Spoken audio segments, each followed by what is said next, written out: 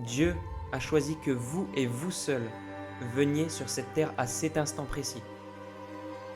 Rendez-vous compte que l'intelligence cosmique universelle divine a choisi que vous veniez à cet instant-là et personne d'autre. Je le redis, vous et personne d'autre.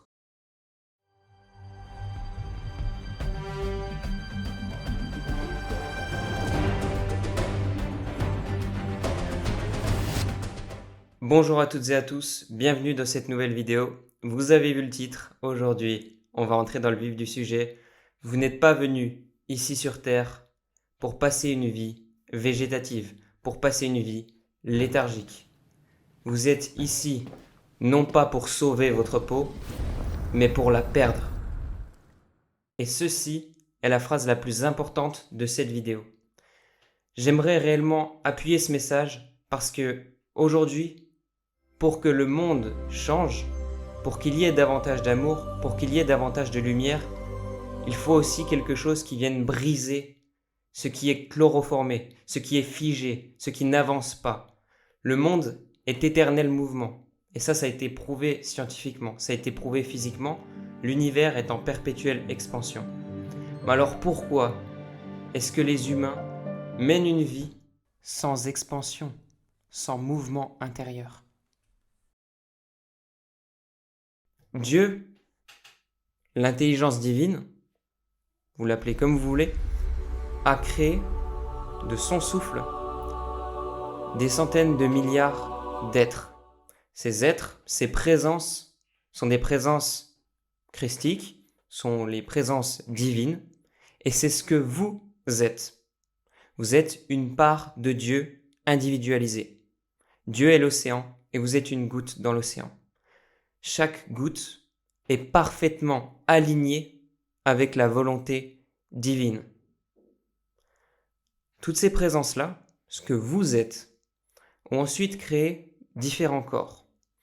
Elles ont créé d'abord le corps causal, qui est le corps de la cause, tout simplement parce qu'il est très libre, très léger et parfaitement aligné avec la cause première qui est la cause de Dieu. Il est parfaitement aligné avec la volonté divine. Donc on a notre présence qui a été créée directement en Dieu, qui a créé ensuite ce corps causal, qui crée ensuite le corps émotionnel, le corps astral. D'où siègent en réalité à peu près dans le haut astral, dans le bas astral, toutes les pensées, les émotions de l'être humain. Donc là, on a un véhicule qui est déjà plus dense que le corps causal, qui est déjà plus limité. Et ensuite, après ce corps astral, on vient créer le corps physique, ici, dans la matière, qui est le corps en chair et en os que vous voyez ici par vos sens. Pourquoi ce point-là ? Pourquoi est-ce que je veux évoquer ce point-là ? Première chose, parce que Dieu vous a choisi pour que vous soyez ici physiquement présent sur cette terre. Il vous a choisi parce qu'au moment où il y a eu un acte pour créer un enfant, vous, votre présence divine ici, a choisi de venir. Mais cette présence divine, elle est alignée parfaitement avec Dieu. Dieu, à travers vous, a choisi que vous vous incarniez à cet instant précis. Parce qu'il a décrété que vous, et seulement vous, deviez venir à cet instant-là, de cette manière-là, pour accomplir cette tâche. Je vais revenir un tout petit peu en arrière. Pourquoi est-ce que la présence qui est tout en Dieu va venir s'incarner dans la matière ? Imaginez que vous êtes plongé dans la lumière divine constamment, que c'est votre droit divin, qu'il vous a été octroyé dès le départ. L'âme qui veut apprendre à se connaître, qui veut apprendre à connaître Dieu, peut avoir un souhait. C'est de revenir à Dieu, revenir à cet état de présence divine par elle-même. Et donc faire tout le chemin inverse. Et donc venir s'incarner dans une réalité où on est dissocié en apparence de Dieu, parce qu'on baigne toujours constamment en lui, ou on va avoir des sens qui ne nous montrent pas Dieu. Mais on aura toujours ce cœur, on aura toujours cette présence qui nous parlera au fond, qui nous fera ressentir sa présence dès qu'on fera taire les pensées, les émotions et les tensions corporelles. Je voulais venir à ce point-là parce que c'est très important de comprendre pourquoi est-ce que l'âme, elle vient ici sur terre. Revenons-en. Dieu a choisi que vous et vous seuls veniez sur cette terre à cet instant précis. Rendez-vous compte que l'intelligence cosmique universelle divine a choisi que vous veniez à cet instant-là et personne d'autre. Je le redis, vous et personne d'autre, parce que vous seul pouvez accomplir ici une certaine tâche que personne d'autre ne peut. Chaque goutte dans l'océan a sa particularité, a sa divine présence, à son divin parfum, j'ai envie de dire, qu'elle communique au monde. Et c'est là que j'en viens au fait de ne pas chercher à sauver sa peau, mais plutôt à la perdre.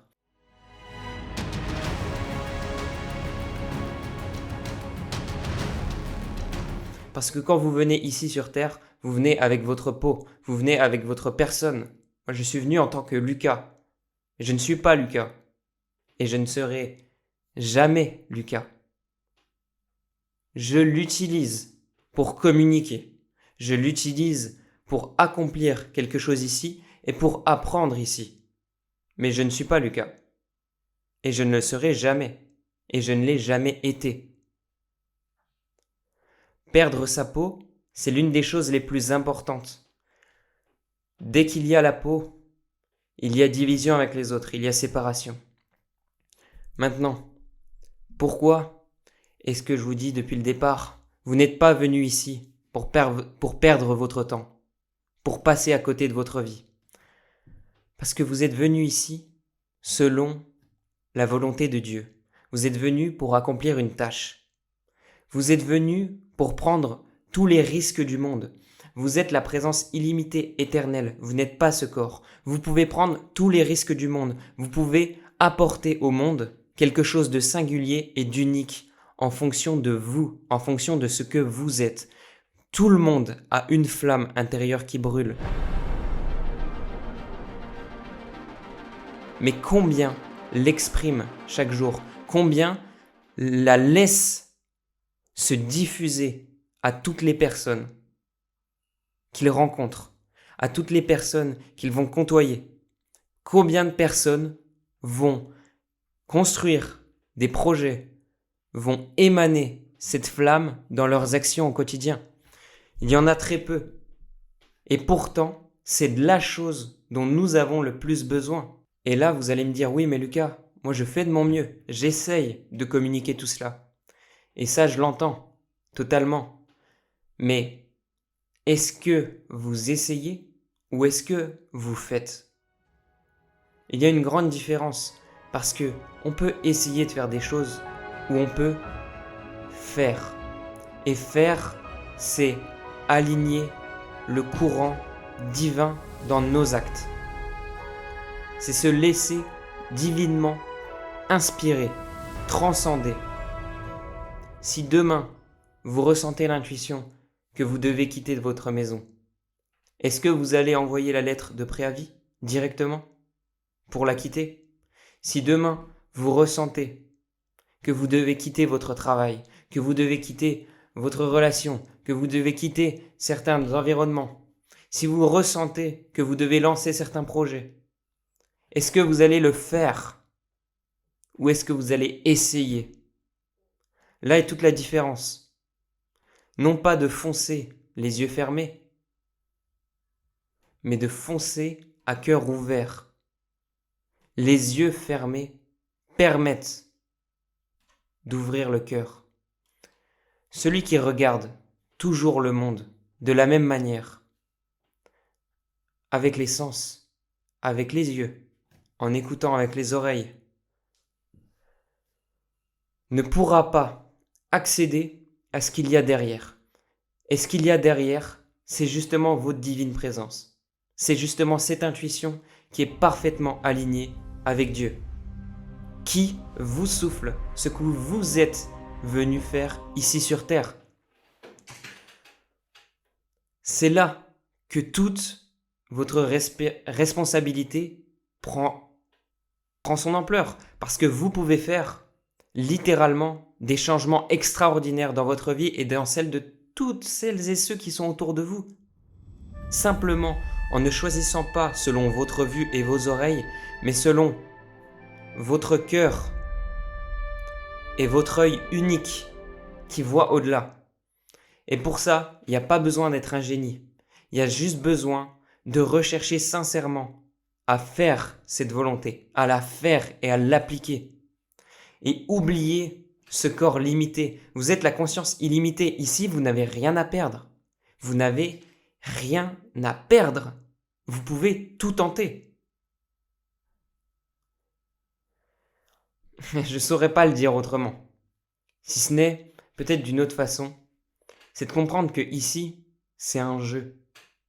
Que Dieu, il apprend pas par la rigidité, par la stérilité, par les choses ordonnées et classées. Dieu, il apprend par le jeu, parce qu'il sait que c'est en s'amusant, que c'est en jouant, que l'amour se dégage, que la joie s'ouvre et que l'apprentissage s'ancre profondément. Vous êtes venu ici pour jouer. Ne l'oubliez pas, tout ici n'est qu'une simulation. Vous pouvez être au plus profond des ténèbres, n'oubliez pas que c'est une simulation.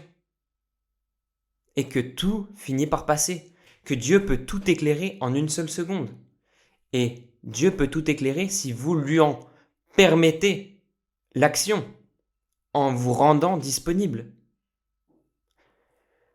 Si vous êtes au fond et que vous vous concentrez toujours sur le fond, comment pouvez-vous voir ce qu'il y a au-delà? Vous ne pouvez pas, vous restez concentré sur le fond. Et ça, c'est le maître Yogananda qui le dit. Le maître Paramahansa Yogananda, qui vient d'Inde, qui est un maître extraordinaire.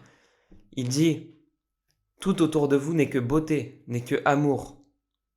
Lorsque vous vous concentrez sur la laideur, vous-même, vous devenez laid.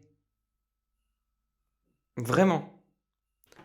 En vous concentrant sur ce qu'il y a de beau, vous ne récoltez que le beau. Vous ne récoltez que la beauté à l'intérieur de vous. Vous vous alimentez de cette manière-là, de manière divine.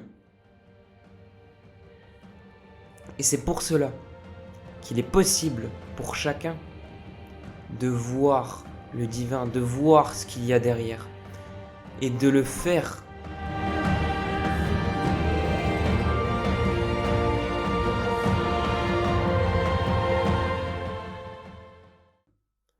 Croyez-moi, aujourd'hui, j'ai pris des choix qui sont...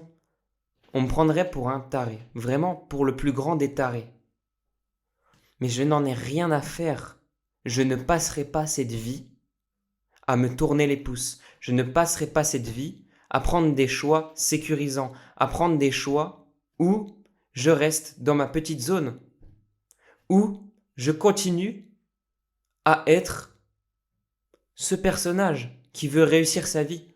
Il n'y a rien à réussir. Il y a tout à expérimenter. Il y a tout à tenter. Il y a tout à apprendre. Il y a tout à jouer. Et croyez-moi aussi, je vous dirai ce que ces choix-là que je viens de faire il y a quelques jours apporteront dans mon existence. Je vous le dirai honnêtement, avec la manière la plus authentique possible. Je vous dirai la vérité de ce que ces choix ont apporté. Parce que je n'ai aucune honte à faire ces choix et je n'ai aucune honte par rapport au regard des autres. Oui, il n'est pas facile ce regard des autres. Oui, il fait peur. Mais je n'ai aucune honte par rapport à lui. Pourquoi? Parce que je sais que je crois en la divine présence et que quand je fais ce choix, je le fais avec tout mon cœur et je dis, Seigneur, je te fais confiance à 1000%. Et à ce moment-là, qu'est-ce qui se passe? Si je me trompe, qu'est-ce qui se passe? Je vais être abandonné? Vous pensez vraiment qu'une intelligence divine qui est tout amour va abandonner celui qui lui ouvre les bras totalement et qui se jette dans le vide? Nous ne sommes pas venus ici pour voguer sur la mer avec notre petit radeau, pour se sécuriser. On est venu ici pour plonger au fond, pour visiter les abysses, justement. Ça ne veut pas dire qu'on doit souffrir, ça ne veut pas dire que c'est une nécessité de se faire mal. Mais c'est une nécessité de plonger, de s'ouvrir à Dieu, de s'ouvrir à la beauté, de s'ouvrir à l'amour qui est partout et en chaque chose, et qui n'attend que notre pas en avant.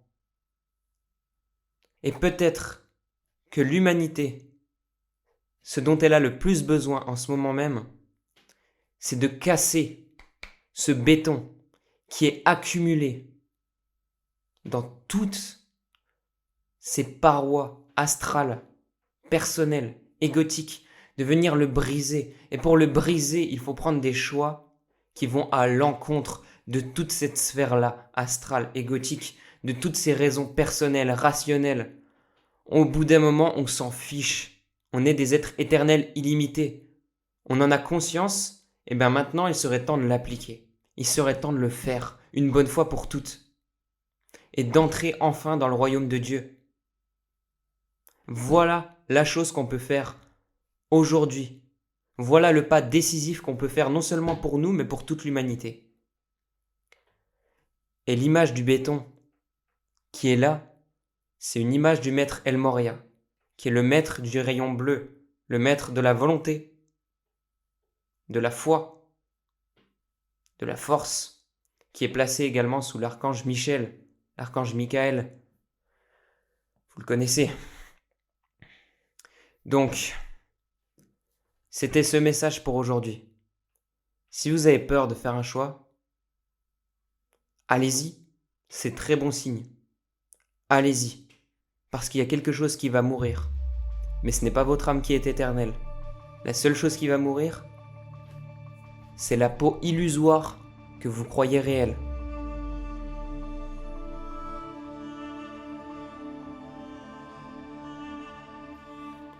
Votre compte en banque, toute cette matière, tous les objets que vous avez à disposition, les entreprises, tout ce que vous possédez en réalité ici n'est que illusoire, n'est que factice.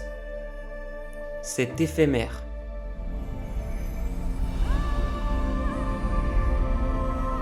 Ce n'est pas là que vous allez construire des choses. La seule construction est intérieure. La seule élévation est spirituelle. Et en réalité, c'est la même chose. Spirituelle, élévation, c'est la même chose. On ne peut s'élever que spirituellement. On ne peut pas s'élever matériellement. La seule chose qui reste éternellement, c'est l'intérieur. C'est la connaissance intérieure. Le reste finit toujours par s'écrouler et à redevenir poussière. Et ça, c'est une loi. C'est scientifiquement prouvé, encore une fois. L'univers est en perpétuelle expansion, en mouvement perpétuel. Mais une seule chose ne bouge pas. La vérité immuable de Dieu, éternelle. Voilà. Merci à toutes et à tous pour votre écoute. J'espère que ce message a pu vous aider. On se retrouve très bientôt. Je vous fais plein de bisous. Ciao, ciao.